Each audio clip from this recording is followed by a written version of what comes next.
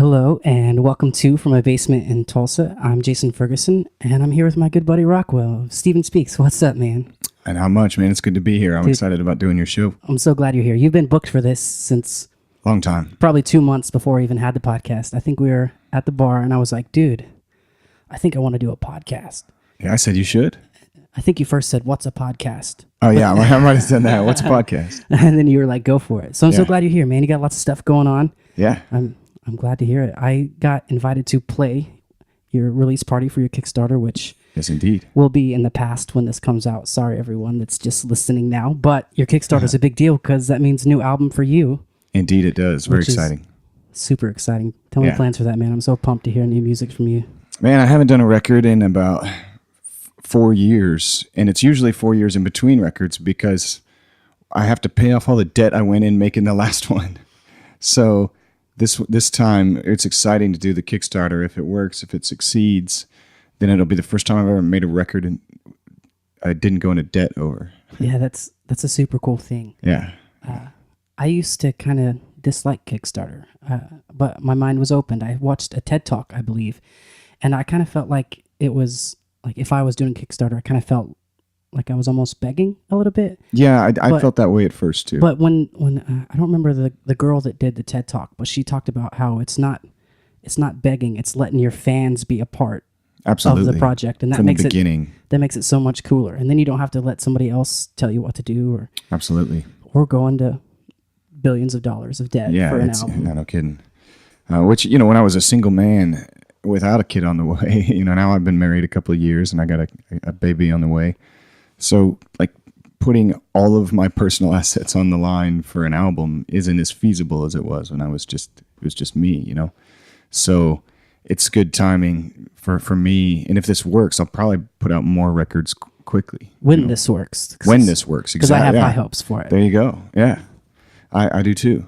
There's always that scariness that like, what if I don't reach my goal? But that's with everything. But we always do. We always find a way. And I feel like this is a good way to do it. Good for you, man. Thank you. How do you have songs planned, or what songs you're going to do? Or? I do. I have at least 13 demoed out that I like. I was listening to them last night. I'm going to cut a few because we're going to write.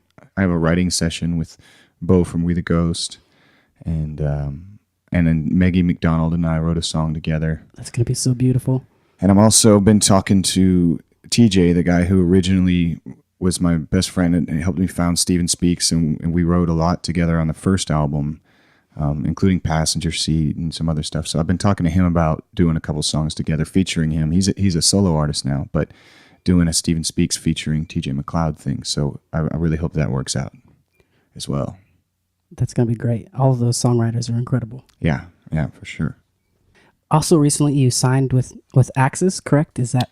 I don't think we actually have like a set contract yet, but it's, definitely verbal agreement. She's the first manager ever of Steven Speaks. Gosh, she works so hard too. I'm glad. She's amazing, dude. Sunshine. I'm glad that's happening. And I think I saw Sturgis, which is going to be cool. Are you playing Sturgis? Yeah, she booked us at Sturgis. We're playing 2 nights in a row. One night right before Queensryche and The Cult. And then the next night we're kind of shutting down right after Leonard Skinner finishes, and Collective Soul's playing that night too. That's going to be pretty amazing. It is. I'm excited about it. On a scale of 1 to 10, I bet it sucks 0%. Definitely zero suck in that for sure. Indeed. Zero suck percentage. That's incredible. And you do a ton of stuff. I actually talked about you on the previous podcast and talked about how you recorded and mastered my album, the Unicorn episode, which was right at a year ago, which is cool. I'm so glad you get to who are you planning to work with recording wise? I'm about to start on an album with Dan Crustland. That's good. His first original debut. That dude has such good original songs. He's it's amazing. Insane. He really is insanely talented. And I've seen him do like his cover project a bunch, but I was at an open mic type thing or a singer-songwriter thing he was hosting, and he played some originals, and it just blew me away. Phenomenal. I really blew me away too when I first went and saw him, because again, he has like the best cover band in the region. But then when I went out and saw his original stuff, I didn't know exactly what to expect, but it just blew me away. Same thing. I thought, man, this guy's really good. It's so good. Great. And Megan McDonald's album better be coming quick. very, very close to being done. We should finish it this week. So, that's very, amazing. Very excited about that one. That's the one that, like, it's kind of one of the first times in my life when someone has brought me songs and she basically is like, do whatever you want with them. You know, she had an idea of a genre she wanted, you know, kind of dancey mixed with some rock and roll, and lots of electronic sounds, which is fun for me. I got that new Novation Ultra Nova keyboard, and you know, it has a vocoder on it, and we got to use all kinds of fun stuff that I haven't used before, and I just couldn't be happier with the results on that record. I think people are going to really like it. It's a lot of fun. Who are you working with on your album when the Kickstarter goes through? And you get everything you need. You have somebody in mind to. I have been talking. I'm going to produce this one. Great. I'm probably going to mix it and master it as well. But I'm going to bring in kind of a lot of people from the past. I think Brady Blade's probably going to play a part. But rather than flying everybody in, like last time we flew Doug Pettibone in from Hamburg, Germany. Like he's in Germany right now or something, or I don't know, Berlin with the Rolling Stones or something. He's on tour with John Mayer. But, you know, this time around, because of the technology's there now, we can just email each other the files. He can record his parts and email it back. So it makes it feasible. We don't have to pay $2,000 for a plane ticket to fly him in, you know what I mean? So it's much more feasible now. We can keep the cost down and pay for it on an independent Kickstarter budget, but still use world-class players. I'm going to use a lot of local guys too. I don't think I'm going to have, you know, no one person's going to play on the whole record. I'm going to kind of pull in different people for different songs, and it's going to be a very, very diverse album. I mean, one song might sound totally different than the next. Yeah, I think I've heard some of your ideas recently, and every time you show me something, it's something different and always really good. I look forward to that diversity. Thank you. It's something I can't. I've never been able to find like a sound that like what's my sound. I mean, obviously I play acoustic guitar and sing for the most part, but I do so many different genres. I produce everything from hip hop to jazz to rock to rap and country, and I mean, just you name it. I've produced that genre, and I like doing that kind of stuff. So this is kind of this album is just a mix match of all of the different genres that I do. That all kind of a similar theme, somewhat. You know. I saw you recently got a banjo. Can we expect that on the album? Yes. Oh, yes. good. It's a banjo. It's a 6-string tuned just like a guitar, so I can play it. There's no like learning curve for learning a new instrument. I just picked it up, started playing it like a guitar, and it's fun. I just learned that word. That's a new word for me. Ganjo. Ganjo. Yeah. It's kind of like Z-donk. I learned that was a word too. What is that word? That's a mix between a zebra and a donkey. That's a real thing? I believe that's a real thing. I could have been fooled. We have to go to Snopes.com and look that up. Make sure that that's a real thing. I'm pretty sure it's a real thing. And there was an album I listened to. I think there's somebody coming to Tulsa soon whose album is called Z-donk. So Z-donk. Yeah, I think if it's not a real animal, at least it's a real album. There you go. I mean, what else would you call it? Actually, somebody in my family had a Z-donk, and I thought it was just a donkey, but then they pointed out the stripes, and it's just a mix between a zebra and a donkey. It's a real thing. Huh. You learn something new every day. Where's my phone? We'll Google it. Yeah, we make sure that we know what we're actually talking about. I actually announced, in a previous podcast, I announced somebody playing at Center of the Universe Festival that wasn't playing at Center of the Universe Festival. Or maybe they are, but maybe they are. I had to, luckily this is pre-recorded and we have an edit button. Yeah, that's always nice. But that would have been really bad. Hey, Jason, thanks for doing that. Yeah. Nah. You might get a phone call on that one. It was a fairly big artist too. Like so. Yeah. I mean, I guess maybe it wouldn't have mattered at all, but yeah, you just lose credibility for your basement podcast. I know you just learned this word, but how do you spell Z-donk? Z-E-E-D-O. No, it's Z-E-D-O-N-K.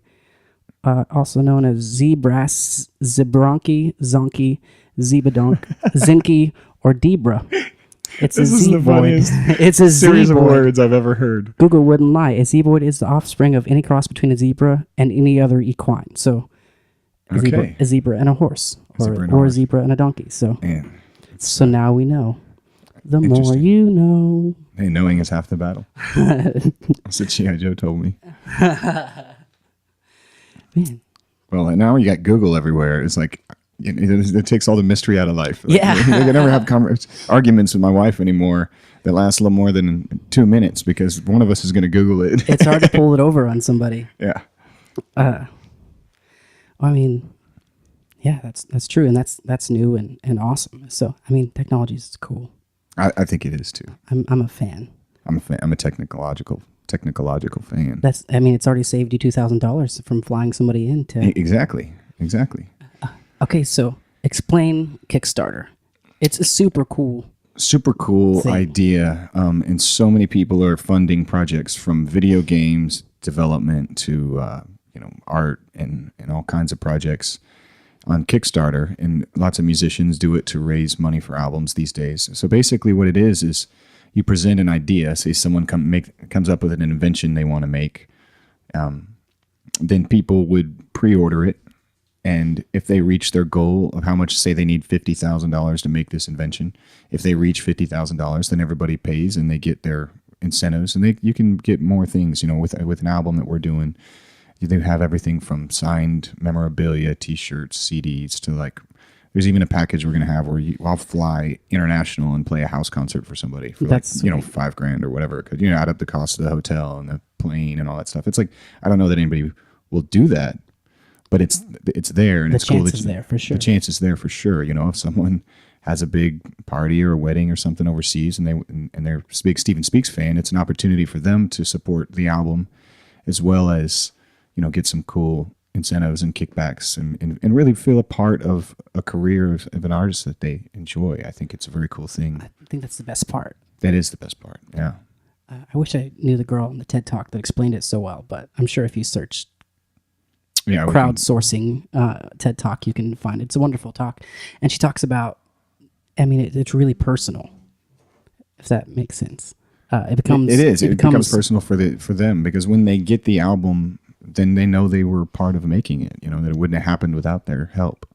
Yeah, and if it doesn't make it, it really I'm still going to make it anyway. I'll just have to make it out of my house on a shoestring budget. So it's more of you're pre-ordering, which is cool. Yeah. Actually, it is a pre-order.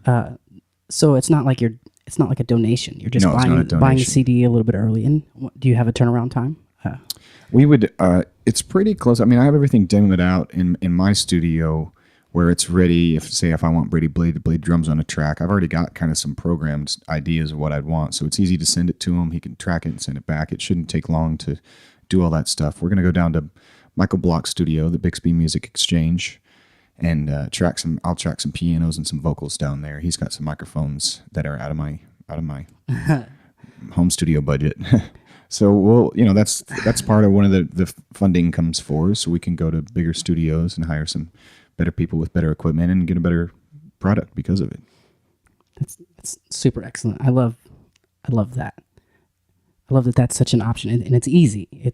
And I actually just got an email saying a Kickstarter I backed a few weeks ago. I think it was like, hey, this finished, so we're going to take $10 from you. Yeah. And so, and if you because they don't charge you until it succeeds. They don't charge until it succeeds, and if it doesn't succeed, then nobody gets charged anything, and it just goes back to the way it was. The coolest thing, I think, probably in 6 or 7 months, when they make the coolest things about 2014, one of them will be the less than 24 hours that Reading Rainbow raised like over $1 million with a Kickstarter. Did you hear anything about that? No, but that's incredible. Yeah, they want to do an internet-based, or like they want to bring Reading Rainbow back, and the host of that, I missed that show. The host of that said, hey, if we do this on Kickstarter, I don't have to do anything else. We can do internet-based, and we can have Reading Rainbow back. And their goal was $1 million, and I think they had that in 12 hours. And then that's incredible. At 24 hours, they had a couple $1 million, and it's probably still going. The guy that produced my last record, Brady Blade, they do a lot of Kickstarter stuff down there to raise money for projects. He helps people do that down at Blade Studios. And I remember he had a friend that was developing a video game. I think he needed $40,000, but it was so popular he ended up raising like $1.3 million. That's sweet. You're going for $40,000, you got like $1.3 million. I think Oculus Rift did that. Yeah, crazy. It's at almost $4 million. The Reading Rainbow Kickstarter. $4 million for Reading Rainbow. $3,930,000. Yeah, so I mean, these things really work. And when it first came out, I thought, man, what a great idea, but I wonder if anyone will do it.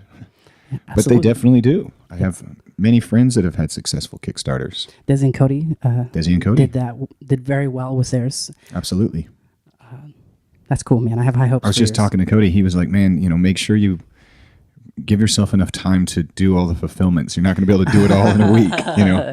He said you'll be a slave to Kickstarter campaign for 6 months after the album comes out. But to me, that's still hands down better than being in debt to some investor. Absolutely. Actually, a friend of mine, his camera got stolen, and I backed it. I backed his Kickstarter because that was his. That's his way of life. That's his livelihood. I think he still owes me pictures. Man, I better hit him up. I think that was 2 years ago. I think I have a photo shoot or something from backing that. That's awesome. But your album will certainly be delivered. It's a little bit easier to deliver an album. It is easier to deliver an album. Shoot. And anyone that does the Kickstarter will get the album early, before the official release date. That's really sweet. Yeah. Bonus. Absolutely. Exclusive T-shirts, things like that. Exclusive T-shirts, things like that. We're doing. In fact, I'm meeting with my manager Sunshine tonight to talk about all. To finalize it, we've got to set it up online. We're launching it. On Wednesday. Of course, when this comes out, that will have been last Wednesday. So it'll be going when this thing is released. Yeah, certainly to be live. Is there a link yet? Is it just kickstarter.com/Steven Speaks? I don't know. I think I'm we're sure going to set that stuff up tonight. It'll be on the stevenspeaks.com website, which is also almost finished with a new website. That's fancy. Yeah. I just got a website for the first time when I got this podcast, because when you're putting things on the internet, you kind of need a website. It helps. It's kind of I'm sure. It's kind of important. It's like I had this sweet podcast come to my house and listen to it. Yeah. Snail mail. I'll send you a disc. So I totally forgot what I was going to say. It's totally ruined your thought. No. It's okay.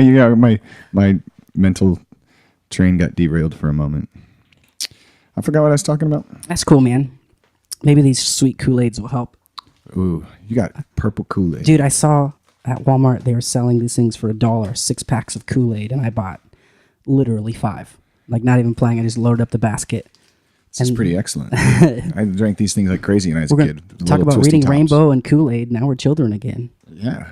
Hey, man, reading Rainbow. Oh, no, I remember what I was going to say. I was going to say, when you were talking about it, it's kind of important to have a website if you have a podcast. For like the last company that let me pay my bills online was my online company, like my internet service provider. I thought, really, the one bill I can't pay on the internet is my internet bill. That's odd. That seemed to me, it's about like having a podcast without a website. Silly. I can't pay my internet bill online. That's good Kool-Aid. I'm a fan. I probably drank 30 of them. What's 6 times 5? I don't know. That's a lot of Kool-Aid. That's a bunch. Yeah, so for people that listen to the podcast are going to at least heard your name because we're friends and I talk about your music and our work together a lot. But tell me a few things. Tell me how you got started and what's been going on. It's a long road, huh? It has been a long road. I'm 34 now, so Woo. I've been doing this for 21 years. I started when I was 13, and music was my outlet as a kid. I was kind of a strange kid, and I had a racing mind. I still do. Ever since I was 13, my mind it turned on one day and it never turned off. And this was a good way for me to get all my thoughts out and emotions out, in a healthy and productive way. So the first Steven Speaks album, that kind of project happened when I was in high school. It had a different name. We went by Doubting Thomas, but there's 2 other bands that were suing each other over the name, so we changed it to Steven Speaks, and that one stuck. So, and there's definitely no other Steven Speaks out there. But it's... I was playing... I hope you don't lose this thought, but I'll lose this if I don't. I was playing a couple weeks ago at a coffee shop, and I talked about how I was going to be playing with you for your Kickstarter, talking about, just being excited for your album, and somebody goes... Oh, if Steven Speaks, if his name isn't Steven, why is it Steven Speaks? And then I started the song immediately because I had no answer. But there is an answer. I know that name means something, but I didn't. There is an answer. I couldn't explain it. It was originally my buddy TJ, who was writing with me at the time, we were working on songs for the album. And we didn't have a name. We knew we had to change it from Doubting Thomas. So we, for like months, everything we saw, we would say out loud to see if it sounded like a good band name. I mean, just like drive by a sign, doctor's office. Sweet. Bixby High School, like whatever it is. It's like that. We would just say it out loud. Red car, purple Kool-Aid. Right. We just throw stuff Delicious. out. Well, there was a banner on a church billboard that said, "Tonight Stephen speaks about something." And he says, "Stephen speaks." And I said, "Dude, actually, that sounds, has a ring to it. It's cool." I said, "And it means a lot." Stephen was the name of the first Christian martyr. And whether you're Christian or not, that the story of that they asked him to, he's the first historically documented person killed for being, for his faith. Which obviously in the United States, you don't get persecuted for what you believe, which is obviously, so I think most people in the world would agree that that's the better way to do things. Yes. So they said, denounce your faith or we'll stone you to death. And he said, and it's the longest sermon in the entire Bible. It's Stephen's speech about just I am who I am and do what you will. And we like that attitude more than anything. And then over the years, the concept Stephen speaks of kind of standing up for what you believe, regardless of what that is. So the name that is the meaning behind the name, even though there's no Stephen. I own the band. Technically, I'm the only member of Stephen Speaks full time. Thanks for explaining. So whoever asked that at my show, now you know. Now you know. Now, the more you know. Yeah. So did I totally derail your side, or do you recall? No. Very good. I don't really recall what I was talking about. We actually were talking about the history, and we had.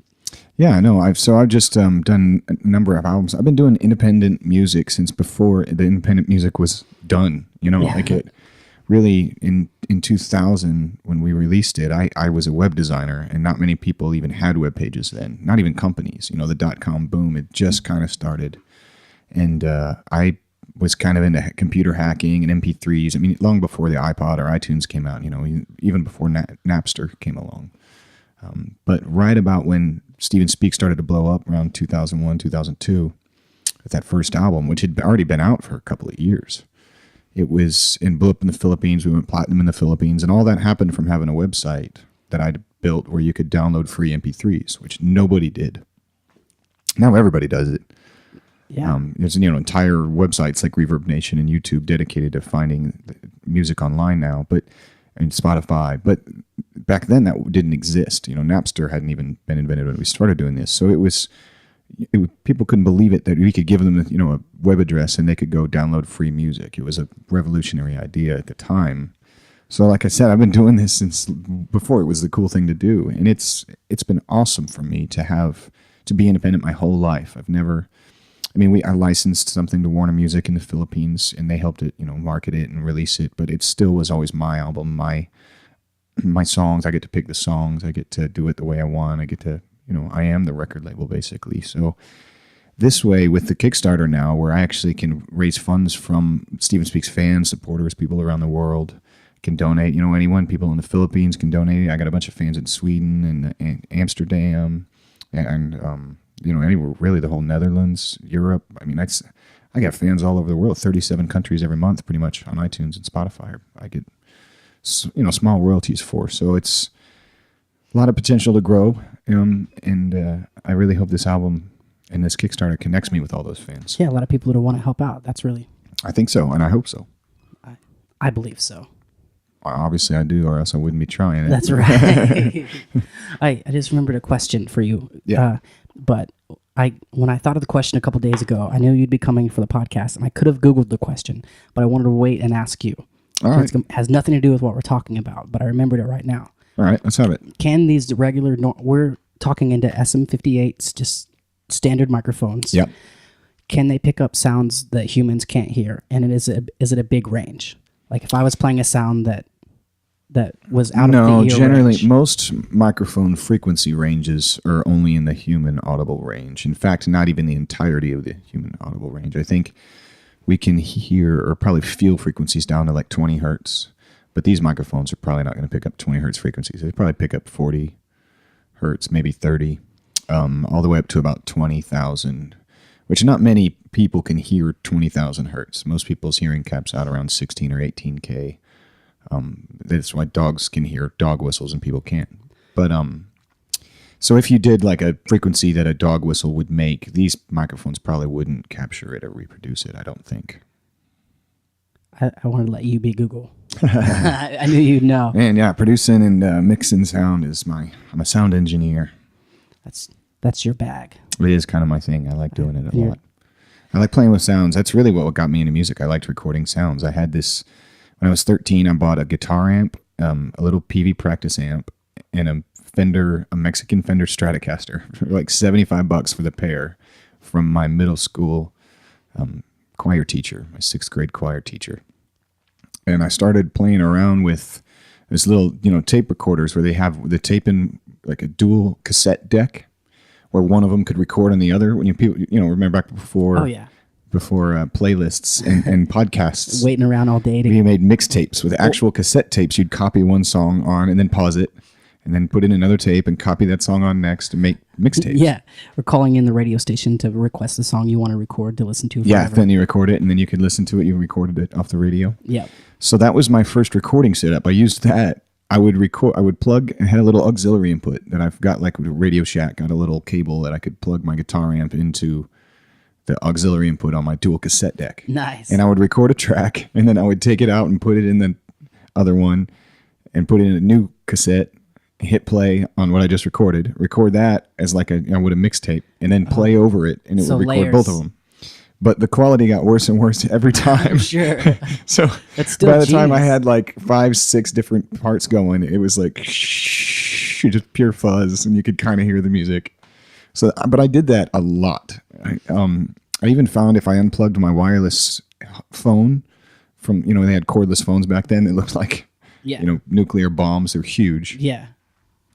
And if you unplugged it from the wall so there's no dial tone, and I put it on my guitar, then the guitar pickups would pick up whatever I talked into the phone. So I would lay on my stomach and sing into the phone sitting on top of my guitar, and that's how I tracked my first vocals. That's insane.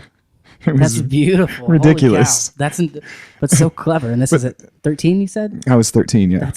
I'm impressed. So, but I always was fascinated with electronics. When I was 7 years old, I took apart a broken TV in my dad's closet. It had sound but no picture.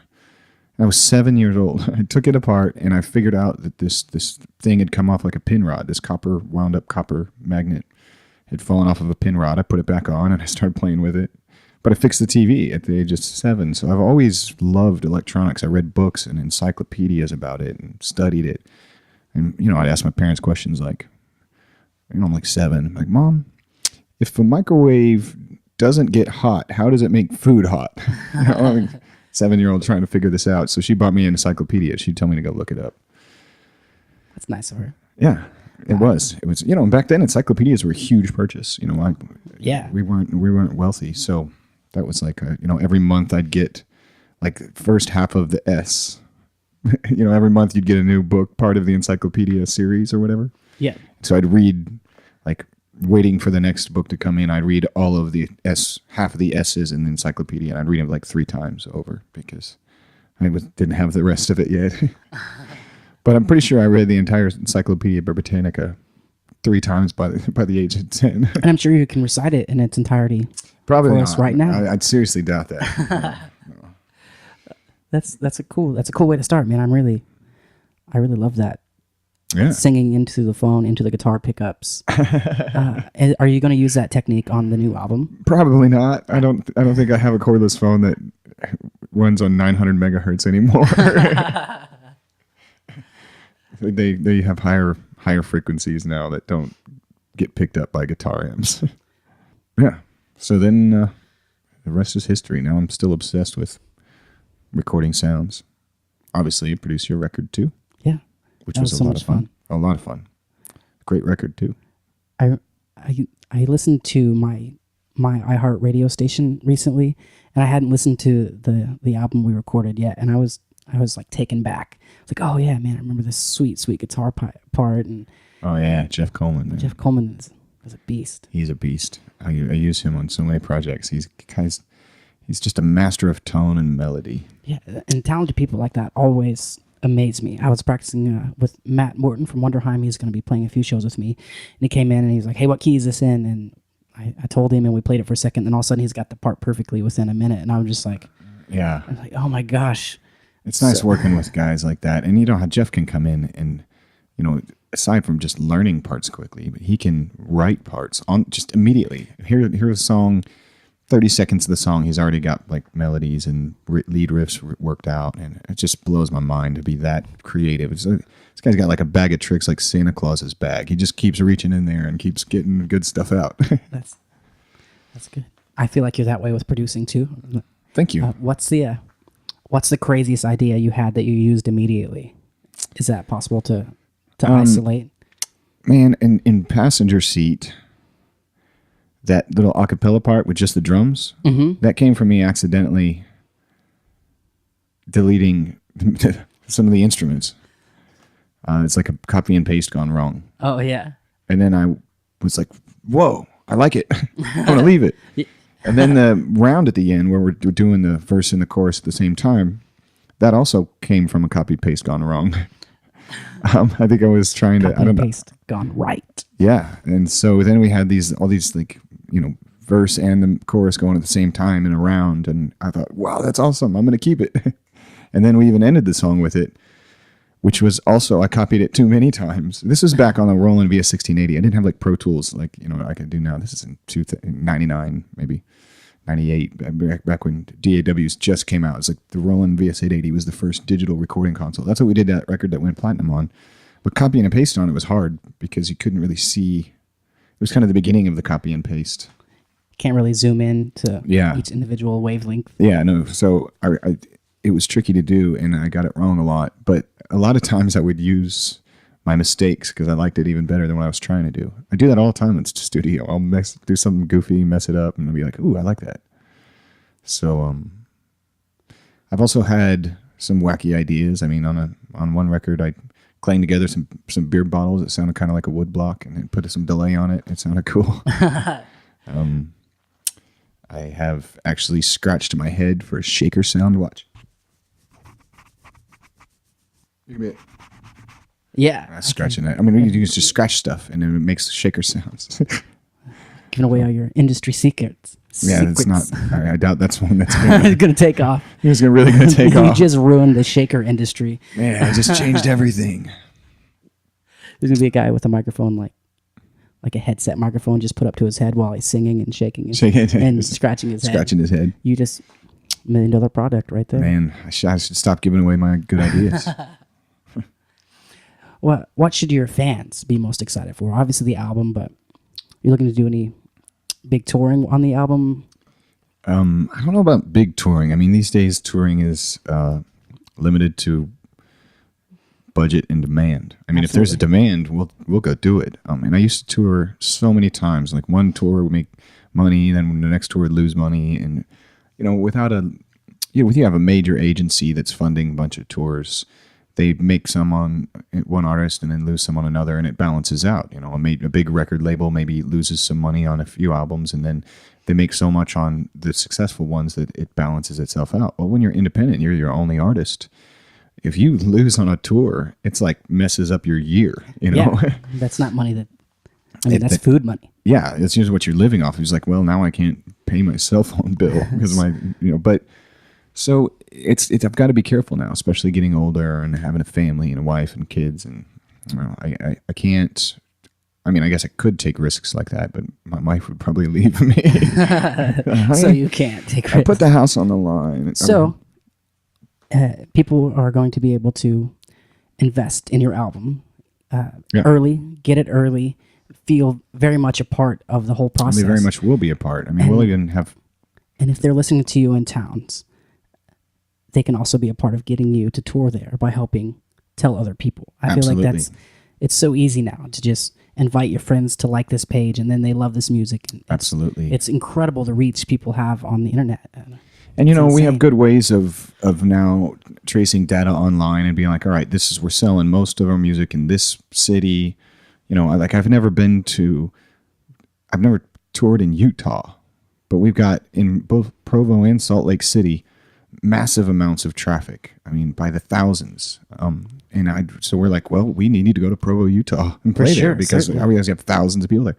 I also get, small royalty checks from the Netherlands for the last 3 years, and they're kind of growing. I mean, it says radio and TV, starts out very small and then it gets a little bit bigger. So obviously there's a growing fan base in the Netherlands. So we're planning on going over there as well. I mean, I don't even know anything about it. I'm like, I don't know what radio stations they play me on. I don't know what TV shows they're playing me on, but I know I'm getting royalty checks from it. So you know what's happening. I know it's happening. And we just got to find a way to get in touch with those fans and make a tour happen. So hopefully this will be a good part to do that. The Kickstarter will see where people are supporting from and plan on going there on tour. Yeah, I'm really excited to see big things coming from you. When I got the invite to the Kickstarter, I was like I lost my breath a second. I was like, oh yeah, Rockwell's going to do this big. I'm so pumped. So yeah, I'll quit fangirling a little bit and just go back. Well, another thing to be excited about is if this Kickstarter works. We've worked in a $5,000 budget to do a actual professional music video. It's never happened. I mean, it was the one for Passenger Seat that we sent to the Philippines that Ashley Grayson and Jason Burks did back in the day. But we did that in one day, just one shoot. I edited it myself at home on my Macintosh, so it wasn't like a big actual music video with professional editors and special effects. And we're planning on doing that, real movie style, kind of dark epic, but with hope at the end. It's going to be a real storyline video. So if this works for me, it'll be the first time I ever get to do out real big music video. And the same even with some of the photography and stuff we plan on doing. So this is, it's very exciting for me to have this process, have this opportunity. I'm obviously very excited too, man. That's cool. Yeah. Yeah, man. Can you imagine 10 years ago trying to do something like this? Oh man. Yeah. What's funny is the way we did our first album was Doubting Thomas. Yeah. We did pre-orders in senior year in high school. We actually went around with like a pad and paper, and our friends would give us like $10 for the CD, and we'd take the cash, and we thought, well, back then it was expensive to print CDs, very expensive. It was like $3,000 to print a CD. And we were like, well, we need to come up with $3,000. So if we charge $10 a CD, we sell 300 pre-orders, then that's $3,000. We can make it. We got to get 300 of our friends to give us $10. So we actually did. We walked around. We had friends at school carrying around boxes, We sold all 1,000 CDs within a couple of months. We got our pre-orders. We pre-ordered 600 of them within the first 2 weeks. And so that's how we did our first album. I couldn't believe it, how much support we had from, we had a high school and with thousands of kids. I went to a big high school. So we had a lot of kids to help support it. So it's funny that, that was in 1999. You had a website before it was a thing. You were crowdsourcing before it was a thing. Yeah, man, that's cool. I'm like the grandfather of independent music. That's beautiful. Yeah. So it was funny to see, it was at 99. So 15 years later, everyone's doing that, which is cool. For one, to feel like I was onto something when I was in high school, and two, to see how far technology and people that have pulled together these places like Kickstarter, where all over the world you can get support, not just your high school. And all over the world people can support us, and there are fans all over the world. So it's a very, very cool time in independent music, and super easy. Super easy. Today or yesterday, I signed up to help a Kickstarter thing, and it took me less than a minute. I was like, hey, what's your email? How do you want to pay for it? Done. And possibly helping somebody change their life with a nicely done record. Yeah, help someone's dreams come true. And, for me to not have the stress of going to every wealthy person I can find and be like, will you give me a loan? I'll pay you back this much, and then the pressure of well, what if it doesn't sell and I can't pay it back? So that's all really scary.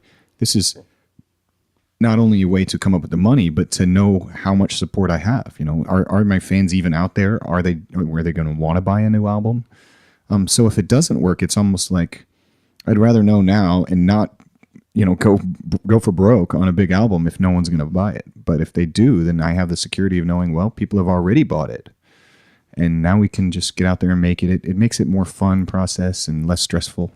And I'm sure it makes it a better album. If you know there's people waiting, they've already paid for it, they're expecting this. Absolutely. I mean, I feel you got a lot that to live much up to. more. Yeah, that much more. And I know who I'm writing this for. I know these people are waiting, and I'm recording it. There's a vision there that's already kind of happened, and to see it come into existence is probably my favorite part of the whole recording process. That's why I like producing people. I like watching, when you come in with just your acoustic guitar and you say, I want this record. And then at the end, once we get all the drums and the guitars and just watching Jeff Coleman plays some wicked lead guitar part, and you think, just the look on your face is like, oh man, my song just came to life. Yeah. And it was in my head. It was just an idea, and now it's a real thing. And that to me is my favorite part of the process. And I think the fans will feel that too. Like, man, this was just a concept. We gave them $10, and now we have like an album that we were a part of. Yeah. Cool. Supplied you with the ability to get those kind of people that can create, that can help, help build your idea. Absolutely. Because I know I have this video in my head for Alive to Fight, the title song. And I want to capture these epic moments, but I don't have the video expertise or the time to do something like that. So and a work is worthy of its pay. So if I'm going to hire some people to work on a project, I want to make sure they get paid properly, so they work hard, and it'll end up being a great emotional masterpiece, hopefully, that couldn't have happened if with this Kickstarter, without the Kickstarter. Help of the fans. The help of the fans, the people. Yeah. None of this. I wouldn't even have a career if it weren't for the support of my fans. So, I appreciate them. I do my own family. Yeah. I've been thinking about, I'd like to get to probably the most important part of this podcast. Okay. I know the Kickstarter is kind of a big deal, and your music career is a little bit important, but I saw you got a Rubik's Cube without a centerpiece. Yes, I did get a Rubik's Cube without a centerpiece. Have you mastered it? I have. I figured it out. My brother brought it back from Africa. He was over there on a missions trip, and come back with this Rubik's Cube with the middle, because the middle piece is kind of what side goes where. On a regular Rubik's Cube, the middle piece never moves on any of them. They're always oriented the same way, so you can tell, well, if white's on the bottom, then yellow's going to be on the top or whatever. Well, it's also got different colors and no centerpiece, so you don't know what goes next to what. It's got a lot of deductive reasoning involved with the algorithms. So it's hard, but I figured it out. Still a master of the Rubik's Cube. Very good. Well, dude, thanks so much for coming to my house, to my basement. Thank you so much for having me. Dude, I'm so glad that it finally happened. Dude, thanks. And just StevenSpeaks.com. Everything's Steven Speaks for Facebook and everything. Yeah, and by the time this comes out, I'll have a new website up, so go check it out. That's going to be cool. Yeah. That's always exciting. No photos from Jeremy Charles. It was one of the best. I've wanted to work with him for years. Good. He's incredible. Every person he takes a picture of, he makes him look great. I know. And epic. And so we've already done a photo shoot with him. We're probably going to do another one. And he's kind of been the designated art director for this project. And I'm so excited about it. Even the first photo shoot, it's just, he's a master. I'm excited. So the new pictures will be on the front of the website that he took the other day. Excellent. And this will be everywhere. Wherever you listen to podcasts, if you just happen to upon from a basement in Tulsa.com, if you'd like to listen again, it'll be on iTunes and everywhere. And I'll put a link up on StevenSpeaks.com as well. Oh, great. Thanks, man. And thanks a lot. I want to give a shout out to Axis Entertainment, man. She's working hard for you guys. And Absolutely. NoCoverTulsa.com. That's pretty sweet. And thanks to the Hunt Club for hosting our... Oh, man. Hunt Club turns 5 in July. Did you know that? I know. That's epic. Oh, what a great place for Tulsa. If any of you are hearing this and you come to Tulsa, you got to go to the Hunt Club downtown. It's like Kane's Ballroom, and it's a lot of local musicians. I've watched so many people come into their own musicianship there. They start out indie, it's like their first show, and then a year later you see them play there with this huge packed out wall to wall. It's awesome. I certainly believe that I am one of those that have grown at the Hunt Club. I have watched. I see your entire career like blossom there. I remember first time I came and watch you play, there's probably a few people there, but then you can go play there now. It's packed wall to wall. So it's really cool to watch that happen for local artists, and very cool the Hunt Club to embrace local artists that way. She also lets us do whatever you want to do. Absolutely. Bring your art. Do it. Yeah. It's cool. Anyway, thanks a lot, man. Thank you so much. And good luck to the Kickstarter, dude. I already know it's going to go well. Thank you so much, man. I appreciate it. All right. Thanks so much for listening to From My Basement in Tulsa, and thanks again to Rockwell from Steven Speaks for coming. His Kickstarter is now released and ready to go, so let's share that thing and get it backed.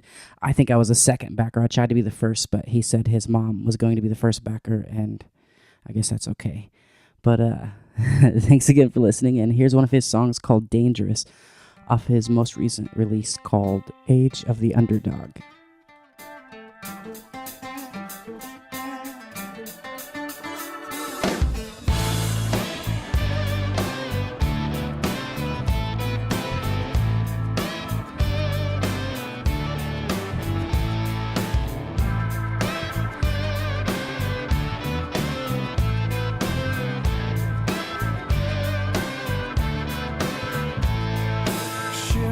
Knock you right off your feet when she brings her groove into the room. Her bouncy hair makes everybody stare, but she don't know she got too many curls to be in this world alone. 'Cause this place can be dangerous, so yeah. Better get back home, better get on home to daddy. Oh, she better get back home, better get on home to daddy. Yeah, she better get back home, better get on home to daddy. Oh, 'cause this place can be dangerous.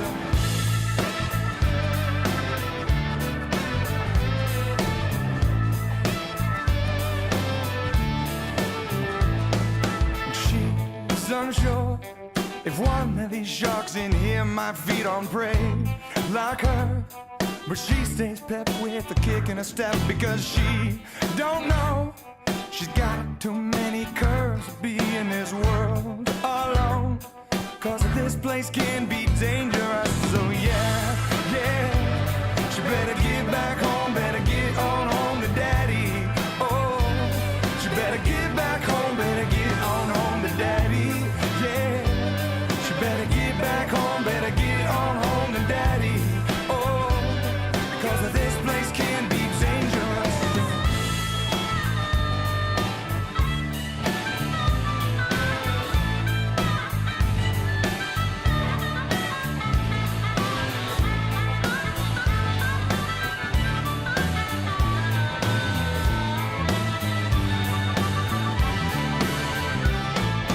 She likes as much as anyone around when everyone is looking her up and down, and cherry pies looking awful nice. Everybody in here's wanting a slice, and Dad, I don't wanna lock you down, but you got more to lose than anyone around. And from the way they're looking at you, I said this place will be dangerous. Yeah.